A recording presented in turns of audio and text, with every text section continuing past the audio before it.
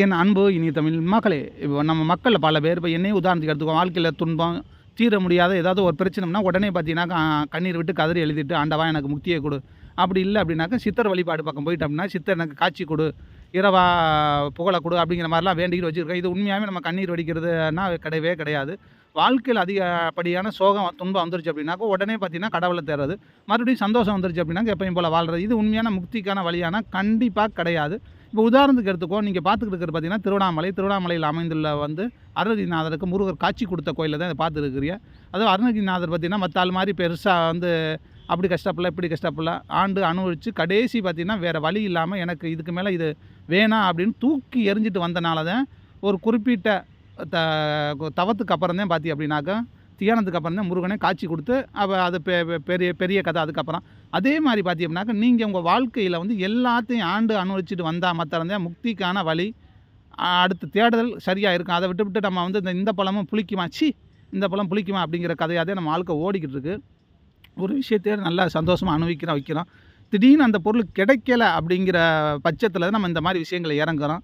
ஆனால் அந்த பொருளையே ஆண்டு அனுபவிச்சுட்டு கடைசியாக இதுக்கு மேலே இது போதும் அப்படிங்கிற நிலையில் வந்ததுக்கப்புறம் நீங்கள் அந்த மாதிரி பண்ணால் மாத்திரம்தான் உங்களுக்கு முக்தி கிடைக்கும். இன்னொரு பக்கம் பார்த்தி அப்படின்னாக்கா நம்ம ஒரு சாமியை நம்புகிறோம்னா கிடையாது, பல கோயில் பல இடங்களை தேடி தெரிஞ்சுக்கிட்டு இருக்கோம். இதெல்லாம் வழியே கிடையாது. உங்களை நீங்கள் உணரணும். நமக்கு என்ன பிரச்சனை அப்படின்னு தீர முடிவு எடுத்தால் மாத்திரம்தான் எனக்கு இதுக்கு மேலே இது போதும் அப்படின்னு தூக்கி எறிஞ்சிட்டு வந்தால் மாத்திரம்தான் உங்களுக்கு முக்தி கிடைக்கும். மற்றபடி சித்தர்கள் அப்படின்னு சொல்கிறது அவங்களும் பார்த்திங்கன்னா அவங்க மாதிரி இங்கே மாதிரி ஒரு சாதாரண மனிதர்கள் தான். ஆமாம், அவங்க பார்த்திங்கன்னா ஒரு நிலையில் ஒரு நிலையில் ஐக்கியமான நபர்கள். எப்படி நம்ம வெளிநாட்டில் பார்த்தி அப்படின்னா சித்தர்கள், வெளிநாட்டில் பார்த்தி அப்படின்னாக்கா நம்ம விஞ்ஞானிகள் அப்படின்னு சொல்லுவோம். விஞ்ஞானிகள் இந்த உலகத்துக்காண்டி சுயநலம் இல்லாமல் எல்லா மக்களும் பயன்படுத்தன்னு சொல்லிட்டு மிகப்பெரிய பொருளை கண்டுபிடிக்கிற அதே மாதிரி சித்தர்கள் மக்களுக்கு பயன்படக்கூடிய பல விஷயங்களை மக்களுக்கு வெளிக்கொண்டு வந்திருக்கா. அதனால தான் அவ்வளோ சித்தர் அப்படின்னு சொல்கிறாங்க. நம்ம சித்தர்னா என்ன எடுத்துக்கிறோம் அப்படின்னாக்கா ஏதோ கூட விட்டு கூடு பாயிறவர், மாயாசியில் வித்தை தெரிஞ்ச வச்சவர் அப்படிங்கிறனால தான் நம்ம பார்த்தீங்கன்னாக்கா ஏதோ அவர்கிட்ட பவர் இருக்குது அப்படின்றது அவரை நாடி போயிட்டுருக்கோம். அதனால் உண்மையே கிடையாது. அந்த சோசியர் இருக்கட்டும், சாதகம் இருக்கட்டும், இவெல்லாம் பார்த்தீங்கன்னா கடவுளை வழிபடுங்க, சித்தரை வழிபடுறா அப்படின்னு ஏதோ சப்பாக்கட்டு கட்டிக்கிட்டு இருக்கா. இதெல்லாம் உண்மையே கிடையாது. இன்றைக்கி பார்த்தீங்கன்னா நிறைய பேர் வாழ்க்கையை தொலைச்சிட்டு என்ன சந்தோஷம் போயிடுச்சு, துன்பம் வந்துருச்சு, இதே தான் நிரந்தரம் அப்படின்னு நினச்சிக்கிட்டு கோயிலாக சுற்றிக்கிட்டு வாழ்க்கையை இழந்தால் பல பேரை நான் திருவண்ணாமலையில் பார்த்துருக்கேன். உதாரணத்துக்கு சொன்னீங்கன்னா எனக்கு தெரிஞ்ச பையலே பார்த்தீங்கன்னா திருவண்ணாமலையில் இருந்தாப்புல 2 வருஷமாக இருக்கிறாப்புல.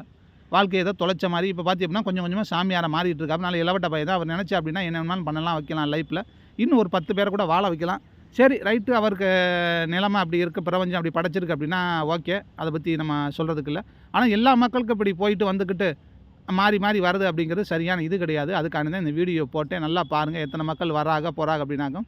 சில பேர் வருவாங்க போவா, சாமி எப்பயோ தரிசனம் பண்ணிட்டு போயிடுவாங்க. சில பேர் பார்த்திங்கன்னா இங்கேயே கடையாக கிடக்குறாங்க.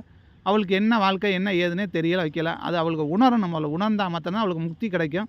இப்போ திருவண்ணாமலையாக இருக்கட்டும், எந்த கோயிலுக்கு போனாலும் பயன் வேணும் அப்படின்னாக்கா எதுக்கு போகிறோம் அப்படிங்கிறது தெரியணும். ஏதோ திடீர்னு காதில் கை விட்டுட்டேன், வாழ்க்கையில் அதிகம் சோகமாகி போச்சு, அதிகம் கடனமாகி போச்சு அப்படின்னு சொல்லிட்டு பல பிரச்சனைகளுக்காக தான் இங்கே வரோம். அதெல்லாம் பிரச்சனையே கிடையாது. அது இன்றைக்கி இல்லைன்னா நாளைக்கு தீர்ந்துடும், என்றைக்காச்சும் ஒரு நாள் தீரக்கூடியது.